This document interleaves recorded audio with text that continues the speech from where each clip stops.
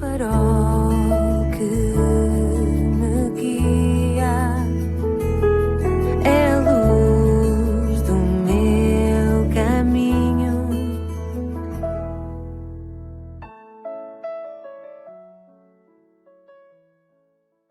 Sou o Carlos Oliveira e cá estou eu na 94ª edição do programa Pedindo Luz. O tema hoje é Natal, tempo de ser sábio. Um dos apelos do Natal que infelizmente passa ao lado de muita gente é que todos somos chamados a ser sábios. Nós hoje não somos os únicos observadores daquele grande acontecimento ocorrido há cerca de 2000 anos.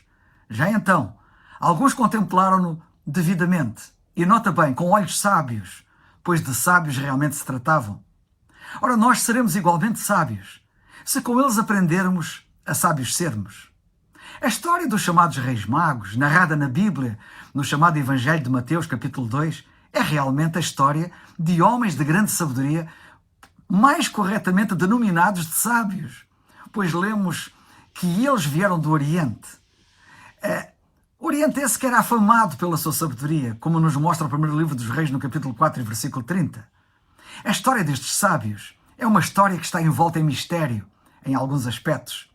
Pela tradição, parece que se conhece todos os detalhes deste acontecimento, mas não, pois tal conhecimento baseia-se em mera tradição e não em factos.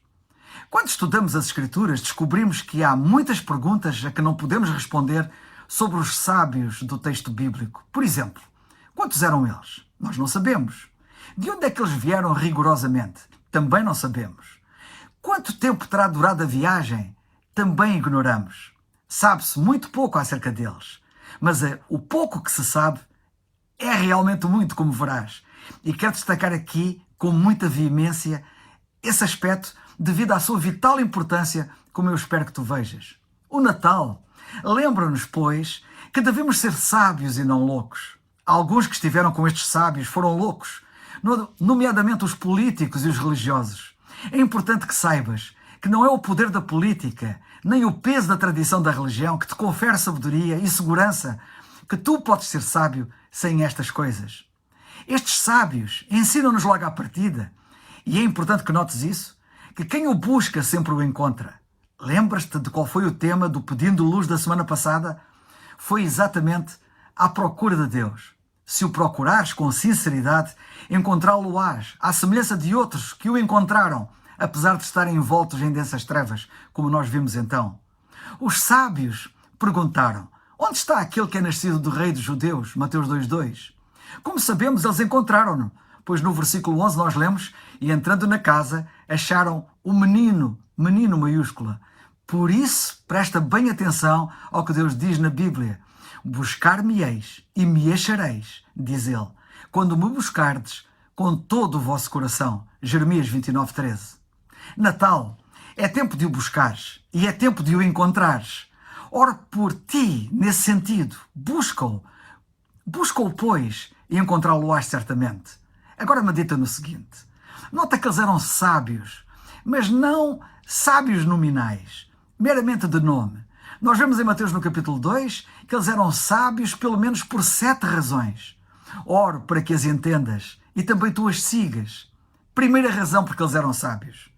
Eles viraram as costas à sabedoria humana e curvaram-se perante a sabedoria de Deus, pois Cristo é chamado na Bíblia a sabedoria de Deus em 1 Coríntios 1:24. Espero que faças o mesmo. Segunda razão porque eles eram sábios. Eles atuaram imediatamente logo que viram a estrela. Outros devem tê-la visto também, mas não atuaram como eles. Estou curioso por saber como irás tu atuar cerca de 2000 anos depois. Cerca de 2000 anos depois deste acontecimento, muitos ainda continuam a ser loucos, como os loucos de então. Mas alguns há que são sábios e optam sabiamente pelo Salvador, atuando logo antes que seja tarde. Espero que tu sejas um deles. Terceira razão porque eles eram sábios. Eles vieram de longe, diz a Bíblia, em contraste com aqueles que estavam perto e não vieram. Uma das maiores tragédias é ver os que estão perto ficarem de fora. A Bíblia diz que Judas Iscariotes esteve tão perto de ser salvo que chegou a beijar a porta do céu, que, como sabemos, é o Senhor Jesus Cristo. Ele próprio disse: eu sou a porta, se alguém entrar por mim, salvar-se-á. Ora, Judas beijou o Senhor Jesus Cristo à porta do céu. e foi parar ao inferno. Tão perto ele chegou e ainda assim se perdeu. Cuidado, pois. Pensa agora no teu caso. Neste momento, se estás tão perto, qual vai ser a tua decisão? Oro para que decidas bem, que sejas sábio na tua decisão. Quarta razão porque eles eram sábios. Eles tinham fé, que é aquilo que tu precisas de ter, precisas de crer. Não perguntaram se Jesus tinha nascido, mas onde Jesus tinha nascido. E tu? Que fé é a tua? Fé é crer no que Deus diz na sua palavra. E o segredo da fé está no objeto da mesma, não no seu detentor. Não te adianta teres uma grande fé num objeto errado. Muitos são os que têm tido fé em objetos errados e acabam desiludidos. Se tiveres fé, ainda que pequena, no Senhor Jesus Cristo, serás salvo. Quinta razão porque eles eram sábios. Eles reconheceram naquela humilde criança o Rei dos Judeus. Não te deixes enganar. Olha o que está escrito em Lucas 17:20.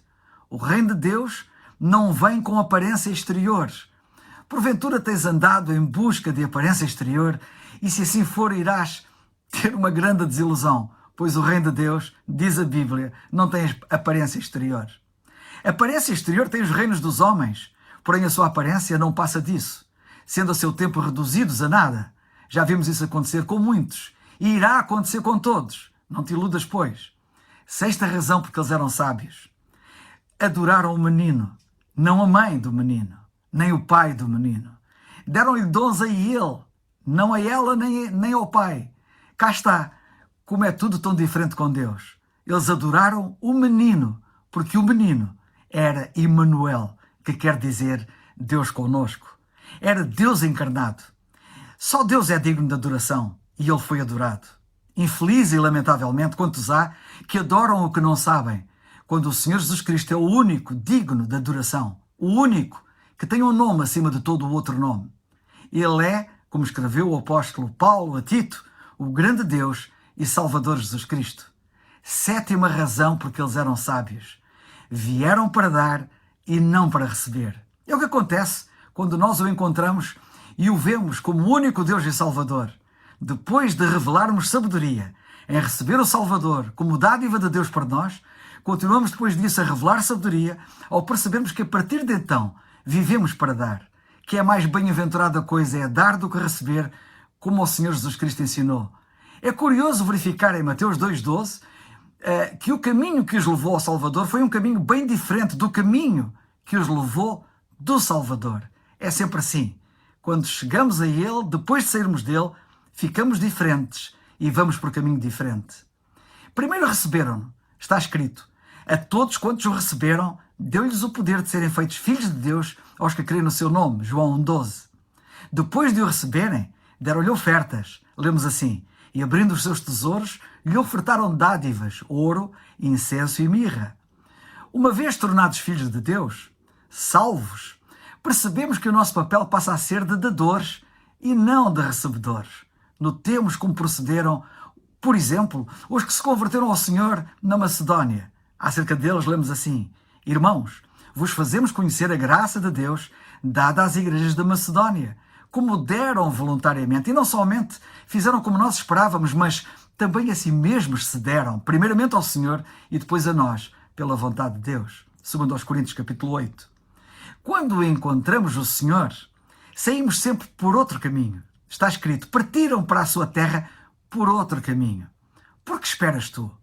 Começa a maior e mais feliz odisseia que jamais imaginaste, recebendo o Senhor Jesus Cristo como teu Salvador, crendo nele. A Bíblia diz que as Sagradas Letras podem fazer-te sábio para a salvação pela fé que há em Cristo Jesus. Vais ser sábio? Cito o que as Sagradas Letras dizem em Atos 16:31.